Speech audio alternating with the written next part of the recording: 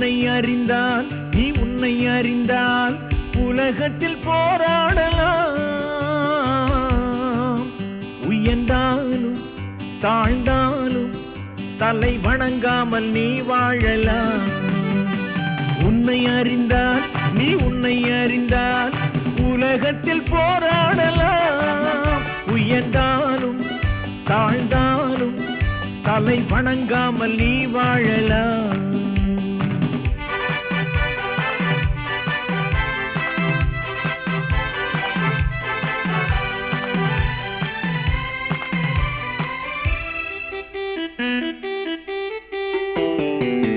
மானம் பெரியதென்று வாழும் மனிதர்களை மான் என்று சொல்வதில்லையா? தன்னை தானும் அறிந்து கொண்டு ஊருக்கும் சொல்பவர்கள் தலை